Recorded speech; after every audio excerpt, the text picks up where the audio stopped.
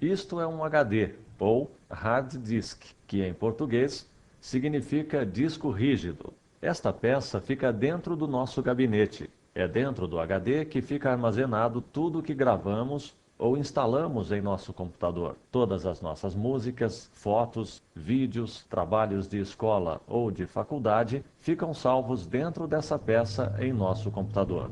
Particionar um HD significa dividir o HD. Podemos dividir o nosso HD em duas ou mais partes. Esta seria a parte 1, ou partição 1, e esta seria a parte 2, ou partição 2. Podemos particionar o HD em 3 partes se desejarmos. Então, esta poderia ser a partição 1, esta a partição 2 e esta a partição 3. Particionamos o HD apenas para organizar as nossas informações. Na partição 1, podemos deixar todos os programas que instalamos no computador, como o Windows XP, o Word, o Excel, Photoshop, entre outros. E na outra partição, podemos colocar os nossos arquivos, ou seja, nossas músicas, fotos, vídeos e os nossos documentos, por exemplo. Quando fazemos a instalação de um sistema operacional como o Windows XP, por exemplo, o programa de instalação atribui uma letra para cada partição que criamos.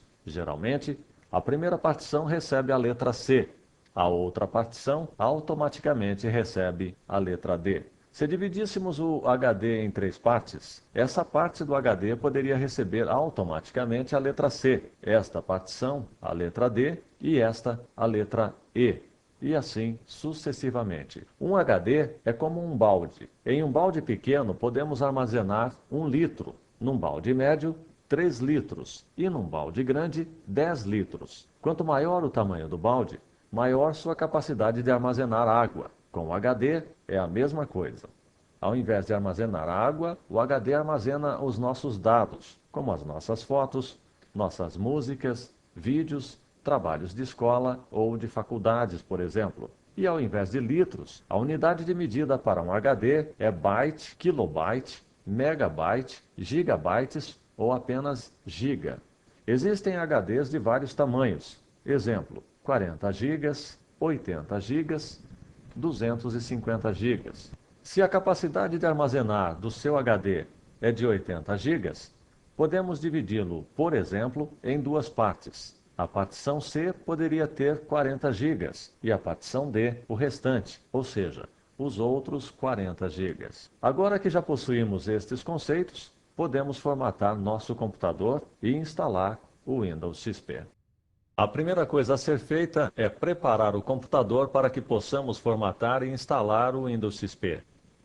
Ligue seu computador. Fique pressionando e soltando a tecla Delete do seu teclado até entrar na tela da BIOS do seu computador. Esta é a tela da BIOS. A BIOS é apenas um programa que serve para realizar algumas tarefas em nosso computador. Ela é o primeiro programa que é acionado quando o computador é ligado. Cada computador possui um tipo de BIOS diferente.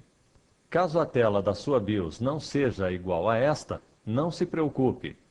A única coisa que você deverá fazer, mesmo que sua BIOS não seja igual a esta, é procurar uma opção chamada First Boot Device, ou 1ST Boot Device.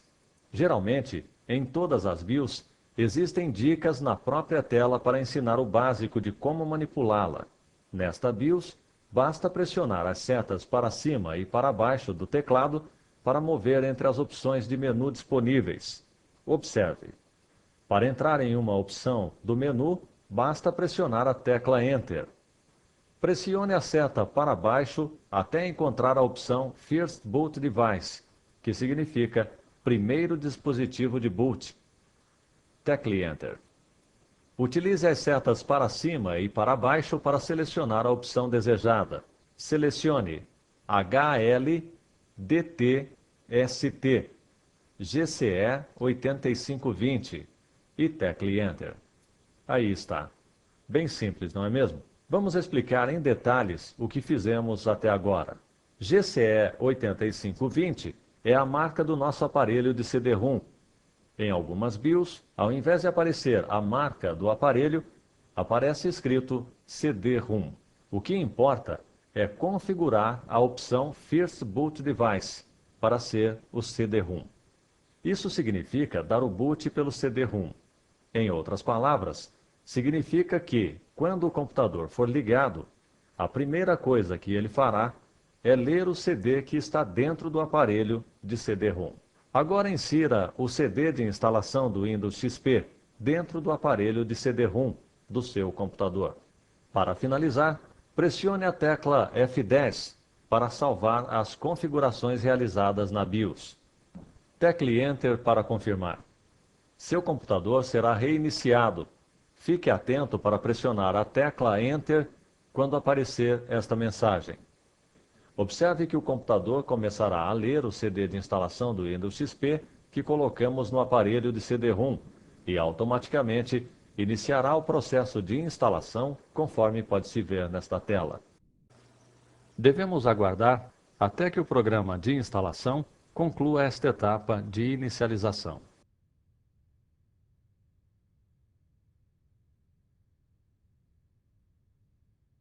Esta é uma tela de boas-vindas do programa de instalação do Windows XP. Para instalar o Windows XP, pressione Enter. Para reparar uma instalação do Windows XP, pressione R. Para sair do programa de instalação sem instalar o Windows XP, basta pressionar F3 em seu teclado. Pressione Enter para iniciar o processo de instalação do Windows XP. Este é o contrato de licença do Windows XP. Leia o contrato, em seguida pressione F8 para concordar com o contrato. ESC, caso você não concorde com o contrato, e Page Down para ler o restante do contrato. Iremos pressionar F8 para concordar com os termos do contrato. Podemos tentar reparar o Windows pressionando R, ou não reparar pressionando ESC. Reparar significa que o programa de instalação vai tentar corrigir os erros que estão impedindo o seu Windows de funcionar corretamente. Optando por reparar, geralmente, nenhum arquivo do seu computador é apagado, ou seja, seus documentos, fotos e músicas provavelmente serão todos mantidos. Porém, se existirem vírus no seu computador, se ele estiver lento ou travando, é muito provável que estes problemas permanecerão. Por isso, iremos pressionar ESC para continuar a instalar uma nova cópia do Windows XP, sem tentar reparar o Windows que já existe. Com isso, faremos uma limpa no computador, deixando-o novinho novamente. Nesta tela, podemos observar as partições existentes em nosso HD, ou seja, como é que o nosso HD está dividido atualmente. Observe que o nosso HD está dividido em duas partes, a partição C e a partição D.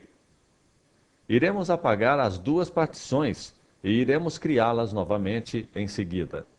Ao apagar as partições, tudo que existe em nosso computador será perdido, ou seja, todos os seus documentos, fotos e músicas serão apagados, inclusive os vírus que possam existir no computador. Sempre apague as partições e as crie novamente, assim você garante que os vírus que possam existir no seu computador sejam apagados de uma vez por todas. Porém, não esqueça de salvar seus arquivos importantes em um CD ou pendrive, para evitar de perder tudo. Iremos apagar primeiramente a partição 1, que é a partição C.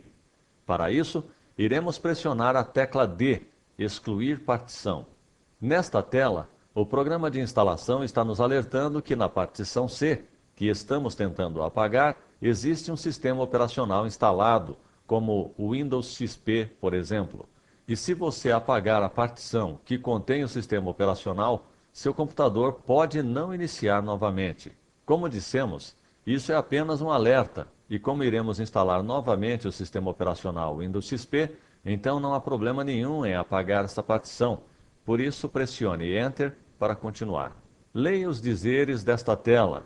Ela é apenas mais um alerta para evitar que façamos algum erro, ou seja, apagar alguma partição indevida. Porém, como temos certeza de que desejamos apagar a partição C, iremos pressionar a tecla L para excluir a partição. Observe que retornamos à tela das partições, porém agora a partição C foi excluída. Veja que agora aparece em seu lugar os dizeres espaço não particionado. Vamos selecionar agora a partição D. Agora pressione a tecla D para excluir esta partição. Para confirmar a exclusão da partição D, pressione L. Observe que mais uma vez retornamos à tela das partições, porém agora as partições C e D foram excluídas. Com isso, tudo que existia em nosso HD foi apagado, inclusive os vírus que poderiam existir. Observe que no lugar das partições C e D, que antes existiam, agora aparecem somente os dizeres espaço não particionado. E o tamanho do HD agora aparece inteiro, ou seja, 78.160 megas, representando que não existe agora nenhuma partição. Vamos agora recriar as partições, ou seja, vamos dividir o nosso HD de acordo com o nosso desejo. Para isso, aperte a tecla C para criar uma partição. Agora devemos informar o tamanho que desejamos para a nossa primeira partição. Como o nosso HD é de 80 GB, iremos dividir a primeira partição com 30 GB e o restante, ou seja, os outros 50 GB, ficarão para a segunda partição. Observe. Agora basta pressionar a tecla Enter para que a primeira partição seja criada, com o tamanho de 30 GB que acabamos de informar. Pela penúltima vez, retornamos à tela de partições e agora nossa primeira partição foi criada. Perceba que automaticamente foi atribuída a letra C a esta primeira partição. A próxima provavelmente será a letra D e assim sucessivamente. Observe que o tamanho dela ficou com 29.996 megas, ou seja, 29 gigas, ao invés de 30 gigas que foi o que informamos. Não se preocupe com isso, pois o programa de instalação sempre rouba um pouquinho de espaço de armazenamento de nosso HD para suas próprias funções. Aperte a seta para baixo de seu teclado para selecionar o espaço não particionado que ainda resta. Perceba que, como criamos uma partição de 30 GB e o nosso HD era de 80 GB, automaticamente restariam 50 GB no espaço não particionado. Porém, como dissemos, o programa de instalação sempre rouba um pouquinho de memória do HD para suas próprias funções. Agora pressione a letra C para criar uma nova partição nesse espaço de 50 GB que ainda nos resta. Como iremos dividir nosso HD em apenas duas partes, usaremos o espaço total restante para a nova partição. Esta parte do HD será utilizada apenas para guardarmos fotos, músicas, vídeos e documentos importantes. Por isso, a deixamos com maior espaço. Para concluir, pressione Enter para confirmar a criação da segunda partição. Observe que agora temos duas novas partições no HD. A primeira foi atribuída à letra C automaticamente, a qual ficou com 30 GB de espaço para armazenamento, os quais geralmente utilizaremos para instalar programas como o Windows, o Word, Excel, PowerPoint, entre outros. E logo abaixo foi criada a nossa segunda partição, a qual também foi atribuída automaticamente à letra D pelo programa de instalação do Windows XP. Selecione a partição C, a qual será utilizada para instalarmos o Windows XP nela. Poderíamos instalar o Windows XP na partição D, porém não é muito comum e nem recomendado. Agora pressione Enter para instalar o Windows XP nesta partição C. O programa de instalação do Windows irá agora formatar a nossa partição C, ou seja, ele irá prepará-la para instalar o Windows XP. Para isso, selecione a opção Formatar a partição utilizando sistemas de arquivos NTFS. Tecle Enter para continuar. Agora basta aguardar até que o processo de formatação seja concluído. Isto poderá levar alguns minutos até que tenhamos que realizar algo novamente.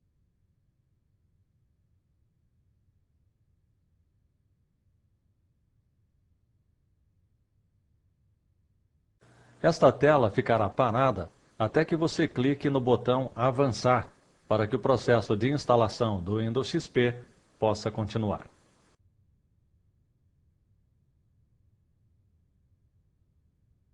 Digite aqui o seu nome. Pode ser apenas o primeiro nome, e o ideal é que não tenha espaço nem vírgula, nem acentos ou cedilha. Não é necessário preencher o campo Organização, que seria, no caso, o nome da empresa onde este Windows está sendo instalado. Após preencher o nome, e para que o processo de instalação do Windows XP possa continuar, clique no botão Avançar.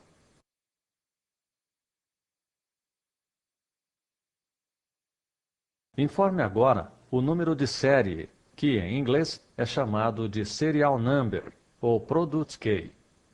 Geralmente esse número encontra-se na capa do CD de instalação do Windows XP. Após preencher o número de série corretamente, e para que o processo de instalação do Windows XP possa continuar, clique no botão Avançar.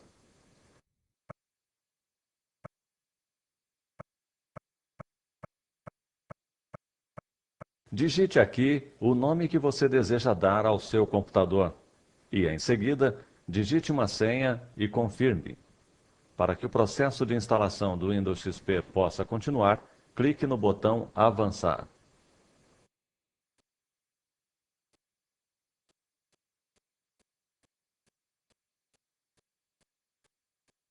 Mesmo que a data ou a hora do seu computador esteja incorreta, se você clicar em Avançar sem corrigi-la, não terá problema algum, pois depois que o Windows XP estiver instalado, você poderá arrumá-la sem maiores problemas. Por isso, para que o processo de instalação do Windows XP possa continuar, clique no botão Avançar.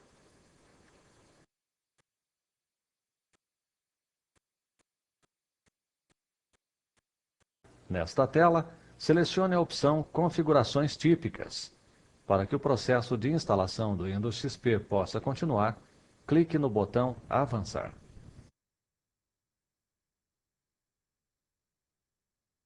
Caso o seu computador esteja conectado a outros computadores, fazendo parte de uma rede de computadores, então você deve indicar qual o nome do grupo de trabalho desta rede. Se você não souber o que é uma rede, não se preocupe. Apenas preencha os dados exatamente como mostra nesta tela. Para que o processo de instalação do Windows XP possa continuar, clique no botão Avançar. O Windows XP está tentando configurar o seu monitor, ou seja, está tentando fazer com que as imagens apareçam bem nítidas na tela do seu computador. Para que o processo de instalação do Windows XP possa continuar, clique no botão OK. Estamos quase no final. Para que o processo de instalação do Windows XP possa continuar, clique no botão Avançar. Selecione a opção Não, deixar para depois, conforme mostra nesta tela. Para que o processo de instalação do Windows XP possa continuar, clique no botão Avançar. Informe o seu nome e coloque um pontinho no final. Exemplo, Patrícia.